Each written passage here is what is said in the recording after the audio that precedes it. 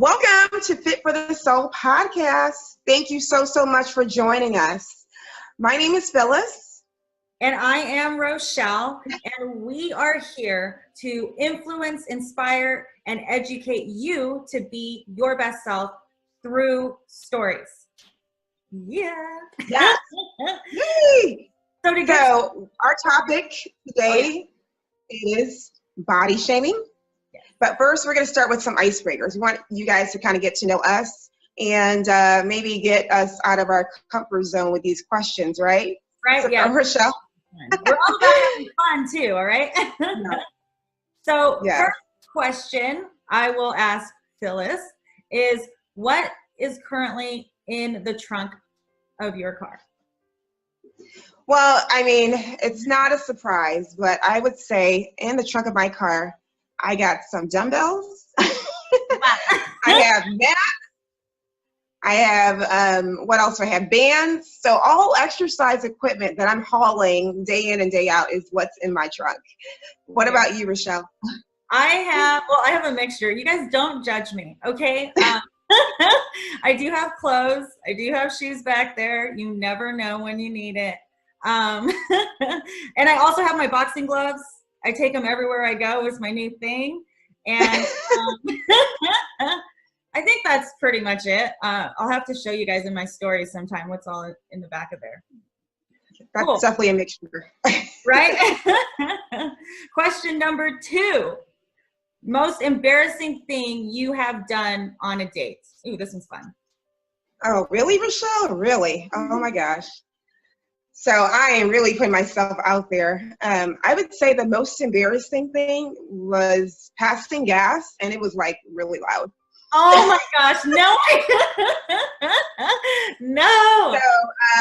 So, the look on his face was like, we just both started laughing. I mean, that was the only thing to do at that point. We did that or just cry and run home, but we just started laughing, and it was all good. He was totally good with it. He kind of moved away a little bit, but it worked out. What is happening? Air out the place, right? Right. Lots of fun. I guess for me, it would be I slipped and fell in the middle of a restaurant. How at like some restaurants, they have like the worst like floor, and it's super slippery, and you're wearing your shoes, and down. So wow. Embarrassing. But of course, once again, all we could do was laugh, right? I was like, that was definitely not. But you were okay though, right? Oh yeah, I was fine. My butt was a little sore. It was like, it wasn't just a fall. It was like, I fell on my butt. I was like, no. Wow. And then in my head, I was like, there must have been water or something on the floor. It couldn't have been just me. All right, last question. If you could go any place in the world, where would it be?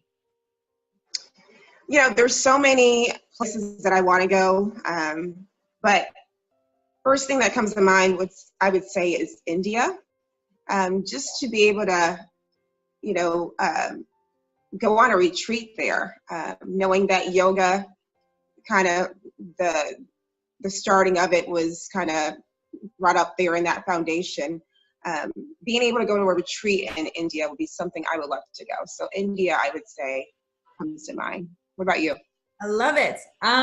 Mine would be, I don't like to repeat places that I've been, but I want to go back to Tanzania so bad. I lived there for 4 years, for those of you guys who don't know. I know Phyllis knows.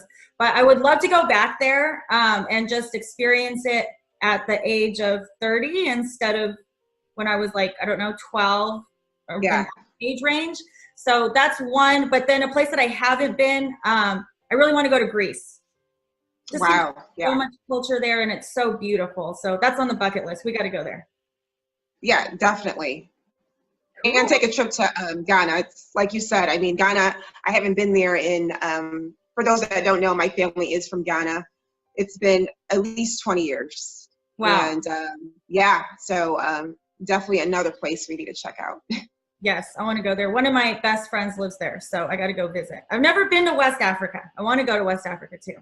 So Yeah. cool. So are you ready? Our topic this week is body shaming, which is a very important topic to talk about. And let's get to it. Let's change some lives through our stories. What do you say? Yes, let's do it. All right. Do you So, want to go first and share a little bit about your story? Yeah. Yeah, I'll go first.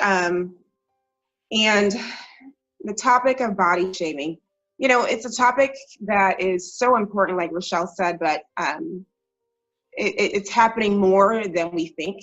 And again, for me, my story starts back in high school. I was dating a guy that I was, at that time head over heels, which I thought. And as a relationship grew, I would say like 6 months into it, I noticed that he would suggest things to me to wear. He's like, oh, you will look better in this, or you will look better in that. And, my unawareness, young mind was like, oh, okay, I'll do that. And that kept repeating to the point where he was actually picking out my clothes to wear. Wow. And I didn't even realize it, until later, that he was picking out clothes for me to wear, saying what I look good in, and or even times where I would wear some clothing and on my own, pick out my own clothes and then be like, oh no, that doesn't look good. You should go change, and I would do it.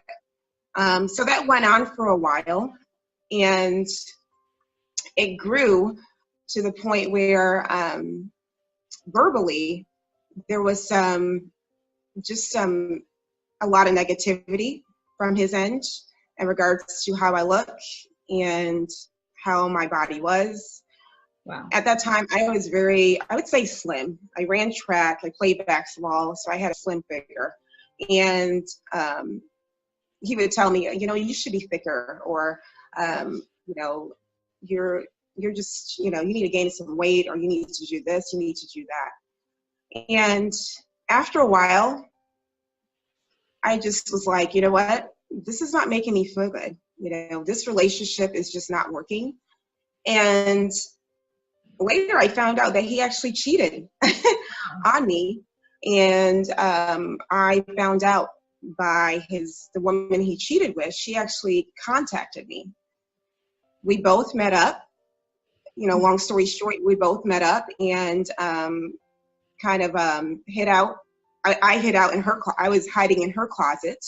Wow. And yeah, he showed up at her house and we were like, ta-da, and, kicked him to the curb, and we ended up going out, having a good time. And that was the end of it. I haven't heard from him or her in over 10 years.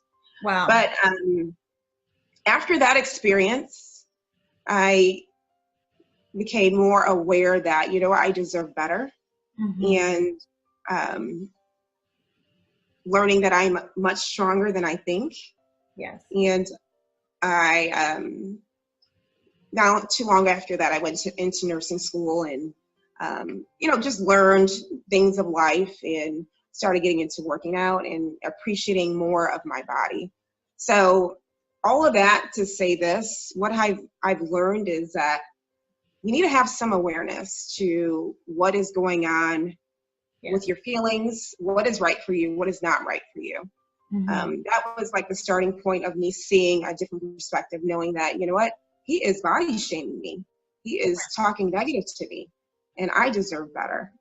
Yes. The second thing I would say that helped me was focusing on your strengths.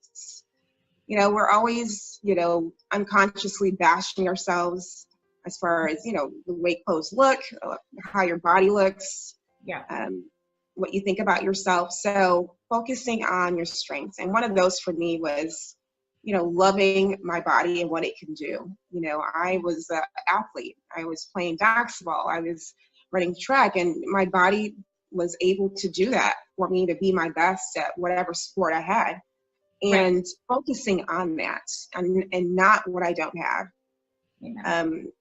And then the last thing I would say is gratitude, showing gratitude to yourself. So like for me, today, I put a post up in regards to doing things that scare me.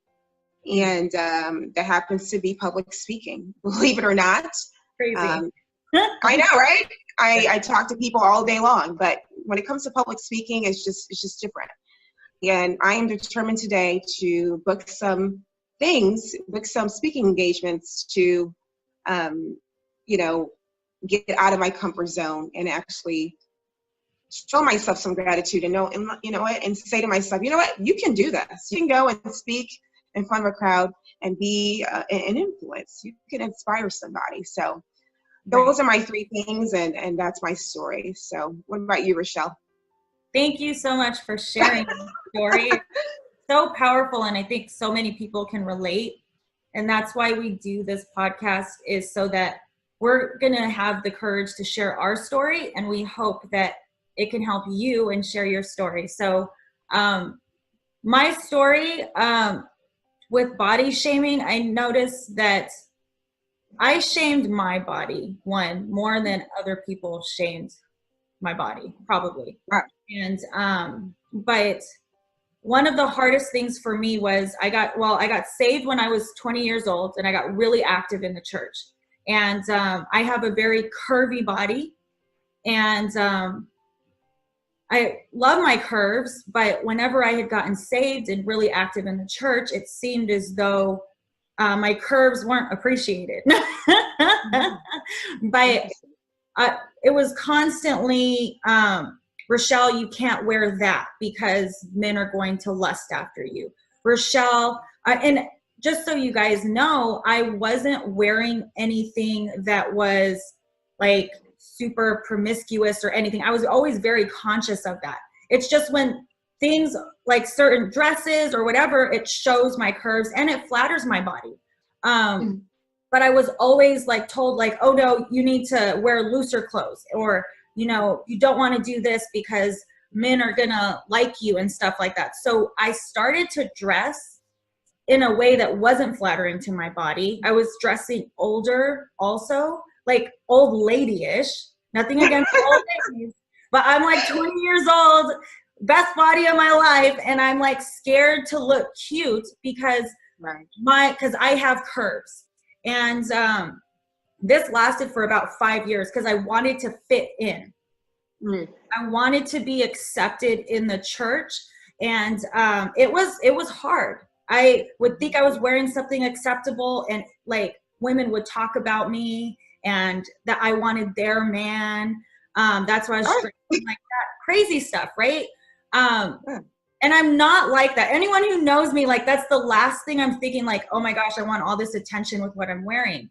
And finally, I kind of took a step back from the church, and I really just started reading scripture and just gaining a stronger relationship with God.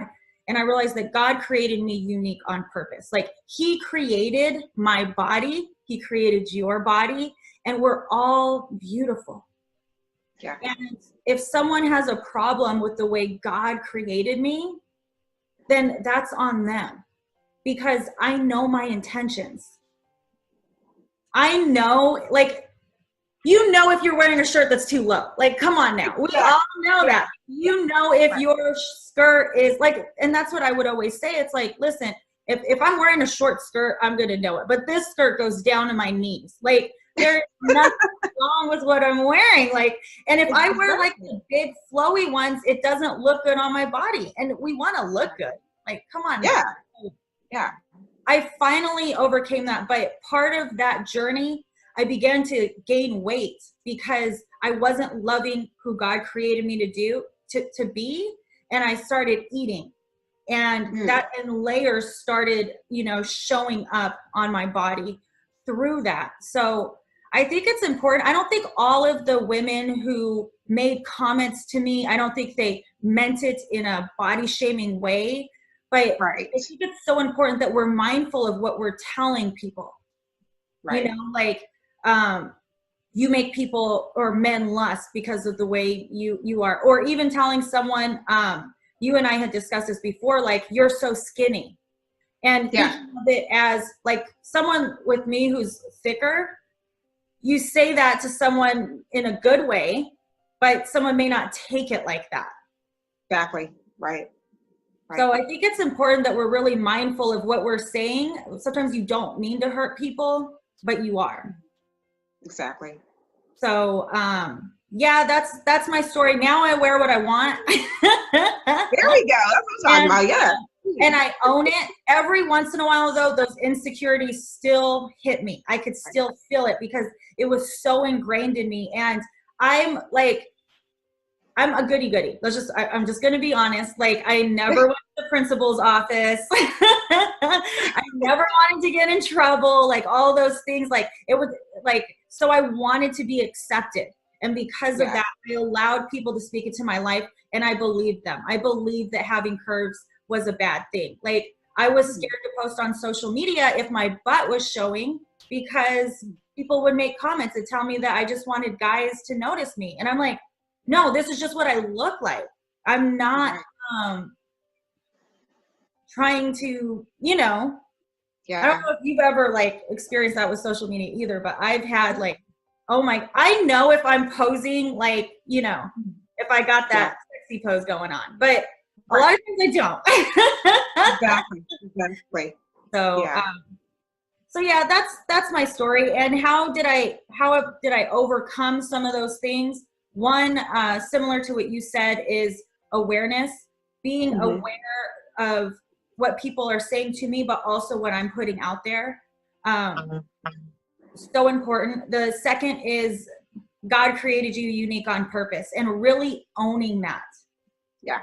God made me like this. God knew what my hair was going to be like. He knew that I was going to be curvy. He wanted me to look like this. So own it. Right. And it took me a while to own it. I'm going to be honest. But the more you just thank God, like what Phyllis said with the gratitude, like, it's just like, okay, God, thank you for making me like this. It got better. It takes time, though.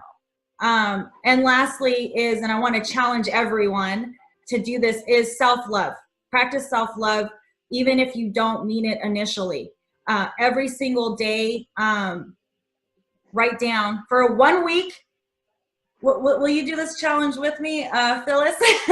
Yeah, absolutely. Let's do it. I'm all game for it. Yeah. There we go. And all of our listeners, we want to make sure that you guys do it. 1 week, I want to challenge you to write 3 things you love about yourself.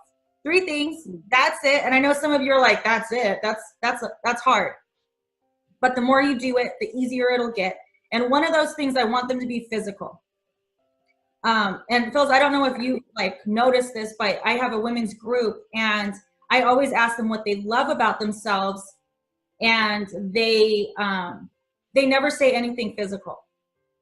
Yeah. And I don't know if it's just a woman thing or not, but we are beautiful on the outside too. Yes, it's important to be beautiful on the inside. Absolutely. But we need to start loving our outside too, because God created the outside as well. So I love and then everyone will say like they love their hair. You know, right? Your nose. Maybe you have like an imperfection. If you're watching the YouTube and you're watching this, I have like I don't know if you guys can see, like a little dent right there. But love yourself, and share those things, and you will begin to actually love yourself once you do that on a regular basis. So exactly. Yeah. Oh my gosh, Rochelle, thanks for sharing all of that, like, vulnerability type of stuff. I mean, to not feel like you can self-express yourself, not feel like you can be sexy, Right. not feel like you can be yourself. I can't imagine, being in that hole. It's like you're always constantly battling back and forth, right? Yeah. And what do you think, like, women in their 30s, I just hit the 30s, how, like, our thoughts about being sexy? Because I feel like it goes back and forth. It's like, oh, you're too old for that, or, you know what I mean? What are your thoughts on that? So as far as sexiness, I think sexiness can be looked in multiple ways. It doesn't necessarily have to be physical. It could be feeling sexy about your walk, feeling sexy about how you feel today, you know, or something that you wear, it makes you feel a certain type of way, or expressing yourself. That's sexy. So for me, I would say, just like you said earlier, is owning how you feel. Being aware, you know, I feel like this today, and I want to share it in the most humble way. And whether it's a post on Facebook about a short mini skirt, hey, you feel sexy. And that's what it's going to be. Or it's going to be, you know what, I felt really good about getting my manicure. My nails look really good and I feel sexy. And I just think those are important things that women need to be aware of and express. I mean, you know, speaking from my experience, I dealt with for a while, a long time, with self-expression, being able to express myself on how I feel. And it's still a journey. I'm getting there, but it's so important about letting it be known how you feel, and especially if it's something that can inspire others. I mean, it's not like you're being ego-headed about it, like I look good. Well, I mean, if you feel that type of way and you're confident about it, why not, you know? But you're doing it in a good way, you know, and it's good energy. So that's my take on it. Absolutely. And I do believe the confidence aspect is so important, because it's one thing if you're like, I look good, but like you don't have energy, and it's like, I look good. And whenever you do that, and it's not, you know, if you're coming from a place of ego or not, but it is inspiring for others. And that energy can attract your, you know, around your circle, which is beautiful. So own it. If you're going to wear the skirt, own it. Yes. Don't wear it and then you're like, you know, you're scared because of what people are going to think. Own it. And it does take time, right? Like with your journey on self-love and just like overcoming body shaming. I mean, did it change overnight or? No, not at all. I mean, I'm just now getting to a place where I am getting more comfortable with myself and who I am. And, you know, like Rochelle, like you said, owning it. But it's a constant reminder every day. Every day is a new day. And you just got to stay in that zone of reminding yourself, you know, like you mentioned, Rochelle, gratitude, right? Gratitude, just saying that, you know what, this is how I feel, this is how my body is, I'm just going to appreciate it and take it for what it is. Being aware as well, and knowing that you have a lot more to offer. And, you know, just knowing that, like you said, you were created on purpose and you're unique. You're not like everybody else. And that's the beautiful thing about it. It's like, you know, everyone's different. The thing with society, I think, is just that people are not just not open to that. I mean, it's like body shaming is like an epidemic, and it's happening more and more. And with that being said, that's out of your control. But what's in your control is how you look at yourself and how you're serving yourself and what you're telling yourself. So that's one thing I have to constantly do on this journey, is remind myself every day, gratitude, my strength, and staying aware. Like, you know what? I'm going to post this. I don't care. Absolutely. I mean, I don't care what anybody thinks, because I'm now at a point where, you know, negative energy, it's just, I just don't have time for it. It's just so draining, and I don't want to entertain any of that. So, you know, just do you, boo. Just do you. Do you, boo. Cool. All right. So we just wrapped up episode 1 of so fun. And I'm looking forward to so many more that we get to do. So the rest of them, some you guys will have with Phyllis and I only, but some are going to have other experts on the show. Right, Phyllis? Yeah, we are so excited about that. It's not just going to be Rochelle and I sharing our stories. we're going to have others come on there and share their stories. And that way, inspire you to share your story. Because we believe that once you get to a point that you're sharing your story, and everyone has a story. I mean, it doesn't have to be a funny one. It doesn't have to be entertaining. It's what got you to where you are now. What struggles, all the imperfections, everything. Because once you get to a point where you're sharing your story, it's very empowering. And that's how Rochelle and I got to this place. Because I mean, you would have catch me, several months ago, I wouldn't dare be doing this, but I finally came to a place where it's like, this is empowering. This is inspiring. And being able to give that energy out, hopefully getting that energy back in return. So that's pretty much our mission, is to influence, educate, and inspire you to share your story to become your best self, because we have. Yes. So make sure you guys, everyone that's listening, please comment, share your story. If it's about body shaming, we would love to hear it. Releasing your story is so powerful. Yeah. It helps others, but it also helps you. Exactly. And that's the beauty of it. So we want to be able to be that outlet for you. Everyone who shares their story, we're going to read it. We'll pray over it, all those different types of things, because we know that it takes courage to share those stories, because it's tough. So, all right. Well, everyone, make sure that you subscribe, and we will see you guys here soon. Very soon. Thanks for joining us. Adios. Bye.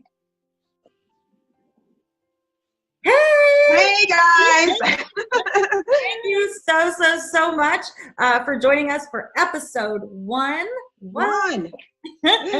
So exciting. So make sure, these are just a couple reminders for you guys. Make sure you subscribe so that you can have access to every single episode for Fit for the Soul. And there's also an email link where you can subscribe, so we can send you emails out so you guys know what's going on with Fit for the Soul. Also, if this blessed you in any way, please share it. Even if this didn't help you, maybe this can help a friend, right? So sharing is caring. Make sure you share it out. Yes, sharing is caring. And also, please follow us on Facebook and Instagram. It's Nurse, 2, Fitness, and Rochelle Ceballos, Ceballos.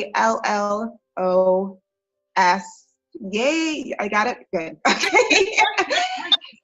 We will promise to follow you back. And also, you're like, man, I want to hear about this topic, or you want to talk about this topic. Please don't hesitate to DM us on Instagram of any topics that you would like for us to discuss or talk about. Also, this was fun. I mean, this was fun. This was our first episode, but we want to continue. We want to continue to share our stories and others to share their story, in hopes that you share your story. Thanks for joining Fit for the Soul.